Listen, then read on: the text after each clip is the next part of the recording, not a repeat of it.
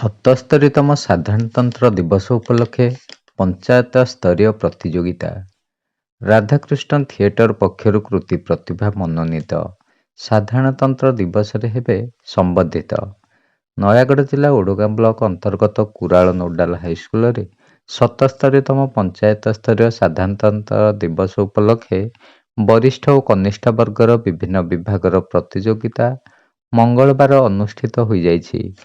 ବିଚାରକଙ୍କ ଦ୍ୱାରା ପ୍ରତିଯୋଗିତାର ଫଳାଫଳ ଅନୁସାରେ ବରିଷ୍ଠ ବିଭାଗ ବକ୍ତୃତା ପ୍ରତିଯୋଗିତାରେ ଆନନ୍ଦ ସାହୁ ବାଳିକା ଉଚ୍ଚ ବିଦ୍ୟାଳୟର ସୁଶ୍ରୀ ସୌମ୍ୟା ଶ୍ରୀ ପ୍ରଥମ ସ୍ଥାନ ଅଧିକାର କରିଥିବା ବେଳେ ଆଦିତ୍ୟ ଦାସ ଦ୍ୱିତୀୟ ଓ ନୋଡାଲ ହାଇସ୍କୁଲର ସମୀର ଡାକୁଆ ତୃତୀୟ ସ୍ଥାନ ଅଧିକାର କରିଛନ୍ତି। କୁଇଜ ପ୍ରତିଯୋଗିତାରେ ନୋଡାଲ ହାଇସ୍କୁଲର ରଘୁନାଥ ବେହେରା ପ୍ରଥମ, ଶୁଭଙ୍କର ପ୍ରଧାନ ଦ୍ୱିତୀୟ ଏବଂ ଆନନ୍ଦ ସାହୁ ବାଳିକା ଉଚ୍ଚ ବିଦ୍ୟାଳୟର ସନ୍ତୋଷିନୀ ବେହେରା ତୃତୀୟ ସ୍ଥାନ ଅଧିକାର କରିଥିଲେ।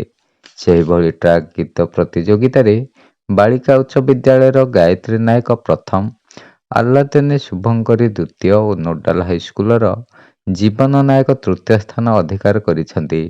କନିଷ୍ଠ ବିଭାଗ ବକ୍ତୃତା ପ୍ରତିଯୋଗିତାରେ ଯୋଗୁନାରାୟଣ ସରକାରୀ ଉଚ୍ଚ ବିଦ୍ୟାଳୟର ମାତୃଦତ୍ତ ମହେନ୍ଦ୍ର ପ୍ରଥମ, ନୋଡାଲ ହାଇସ୍କୁଲର ନାରାୟଣ କୁମାର ପଟ୍ଟନାୟକ ଦ୍ୱିତୀୟ ଓ ନାଥିଆପଲ୍ଲୀ ସରକାରୀ ଉପ୍ରା ବିଦ୍ୟାଳୟର ଆକାଶ ପଣ୍ଡା ତୃତୀୟ ସ୍ଥାନ ଅଧିକାର କରିଛନ୍ତି।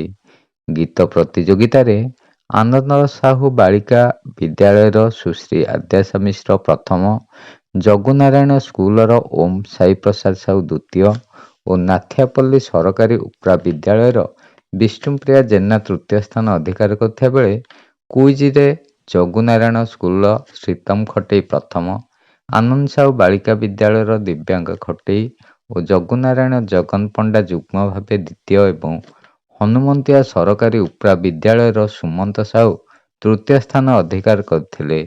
ରାଧାକୃଷ୍ଣ ଥିଏଟର ସମ୍ପାଦକ ଗଣେଶ୍ୱର ସାହୁଙ୍କ ତତ୍ତ୍ୱାବଧାନରେ ଅନୁଷ୍ଠିତ ପ୍ରତିଯୋଗିତାରେ ବିଚାରକ ଭାବେ ଅବସରପ୍ରାପ୍ତ ଶିକ୍ଷକ ତଥା ଓଡଗାଁ ସାମ୍ବାଦିକ ସଂଘ ସଭାପତି ରାମକୃଷ୍ଣ ପରିଡା, ବରିଷ୍ଠ ସାମ୍ବାଦିକ ତଥା ଶିକ୍ଷକ ଦୀନବନ୍ଧୁ ମହାପାତ୍ର, କବି ତଥା ଶିକ୍ଷାବିତ୍ ଶରତ ଚନ୍ଦ୍ର ଷଡଙ୍ଗୀ, ଅବସରପ୍ରାପ୍ତ ସରକାରୀ କର୍ମଚାରୀ ପରିଷଦ ଅଧ୍ୟକ୍ଷ ରାମେଶ୍ୱର ପଣ୍ଡା, ଶିକ୍ଷକ ରାମକୃଷ୍ଣ ଦାସ, ମନୋଜ କୁମାର ନାୟକ, ଶିବପ୍ରସାଦ ଖଟେଇ, ରଜତ ମହାପାତ୍ର, ବରିଷ୍ଠ ସାମ୍ବାଦିକ ସୁନୀଲ ପଟ୍ଟନାୟକ ପ୍ରମୁଖ ଯୋଗ ଦେଇଥିବା ବେଳେ ନୋଡାଲ ହାଇସ୍କୁଲର ପ୍ରଧାନ ଶିକ୍ଷକ ଦୀପକ କୁମାର ସାହୁଙ୍କ ସମେତ ସମସ୍ତ ଶିକ୍ଷକ ଶିକ୍ଷୟିତ୍ରୀମାନେ କାର୍ଯ୍ୟକ୍ରମରେ ସହଯୋଗ କରିଥିଲେ।